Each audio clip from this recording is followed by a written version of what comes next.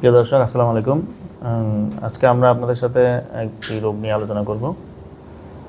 আমাদের রোগী এসেছেন মূলত হাতের ঝিমঝিম নিয়ে, ঠিক না? কি কি সমস্যা বলেন তো একটু। হাতে হাতে ঝিমঝিম দিই, আবার হাতে তবক থাকে না কোনো, মানে কিছু ধরতে পারিনি, আবার ধরা থাকলে পড়ে যায়। আর কেটে ফেললেও আমি কোনো মানে মালুম পাবো না, বুঝতে এরকম পারবেন না, হয়ে এরকম গেছে। মনে হচ্ছে মানে আপনার হাতগুলো টোটাল মানে হ্যাঁ, সেন্সেশন সোজা কমে গেছে। আঙ্গুল পাঁচোটা, হ্যাঁ, পাঁচটা একসাথে। পাঁচোটা আঙ্গুল একবারেই। কতদিন হয়েছে এই সমস্যা? এখন আমার অনেক দিন, 4-5 মাস হয়েছে। 4-5 মাস। আর এখানে ব্যথা, বাম হাতের ব্যথা, আচ্ছা এরকম 4-5 মাস হয়েছে। আচ্ছা, ঠিক আছে। তো আমরা এখন আসলে যেটা করব, উনি তো অনেক মেডিসিন খেয়েছেন, এগুলোতে তেমন ইমপ্রুভ হয়নি।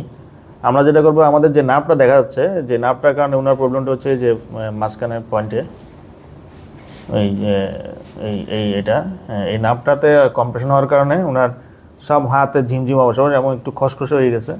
তো এটা আমরা ফ্রি করে দিব, এটা একটু প্রেশারের মধ্যে আছে, এটা আমরা মেডিসিন দিয়ে ফ্রি করে দিব। ফ্রি করে দিলে আস্তে আস্তে চলাচল, নার্ভের যে কন্ডাকশন, এটা আস্তে আস্তে ইমপ্রুভ হলে এটা আগের মতো পুনরায় সচল হয়ে যাবে। এবং এরপরে কিছু এক্সারসাইজ আছে, এগুলো করলে পুরোপুরি মানে 90% মতো মোটামুটি রিকভার করে। আশা করি এরপরে রোগী ভালো হয়ে যাবে। ধন্যবাদ।